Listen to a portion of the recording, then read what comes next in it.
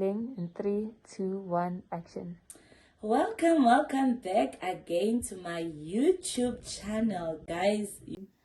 So let me take you through of my journey, how it started and where I am today. So I was happy when I was told that someone wants to marry me. At that time, I think I was 21, if not 22. Yeah, I think I was, 21, 22. I was so happy when they tell me that you are getting married. Okay, and everything was fine. We bless God, all was running through and stuff like that. Because I get it, in life, we have different kinds of seasons. You don't know when you step into this what will happen, or whatever the case might be. So I was very happy, and then life happened. Because life has a tendency of happening. So life happened whereby we separated with my ex-husband, and by that time my child was only 2 years old. So it was a bit of a strife for me, because number one, I was used that this person is doing everything at home. He's taking care of me, he's taking care of the child. I was just that housewife that would just remain home, cook, do washing, and do everything. So when they come back from school, that one was doing an early grade like crashy, and then he was at work, so they can find everything under control. So it happens that he left. So when he left, I was in a moment of reality whereby I couldn't even think of it, or didn't know how to face the world alone. Didn't know where to start to raise the child. I didn't know where to start to provide, because I was not used to do that. I was used to would say I will be provided for. So I saw the importance there to say I should have done 1, 2, 3, but it didn't matter at that point, because I was going through a moment of pain. So it becomes more tougher and worse by day when I see my child every day. When she hear the gate opening, and she will run towards the window and say, "Daddy, it's here." And when we find that it's not Daddy, maybe it's someone that is coming in. And that will break my heart, because she will just sit and cry and say, "I want Daddy." And I will always be lying to say, "Daddy will come back. Daddy is away because of work." Up until my parents said I should bring the child to them, because now the child was not even concentrating at school.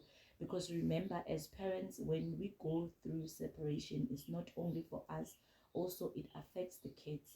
So at that timing point, I didn't take it seriously that she was affected. I was looking out for myself and how I was feeling, because I thought, as young as she was, nothing she was saying.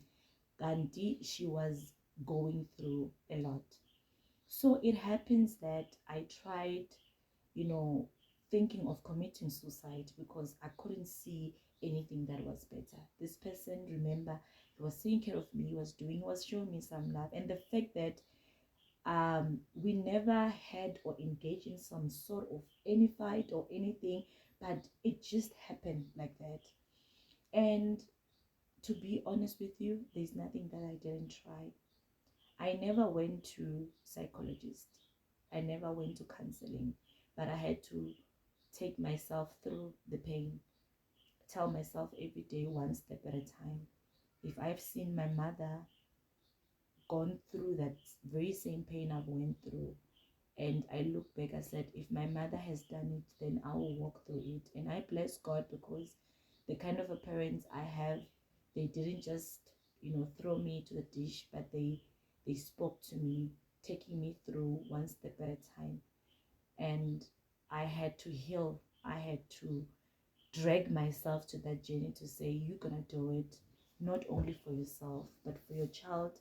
Not only for your child, but for women who are like you out there, that are thinking today to kill themselves or end themselves. Because I was once in that situation, but because I was introduced to this man that called Jesus Christ, I had to cling on him.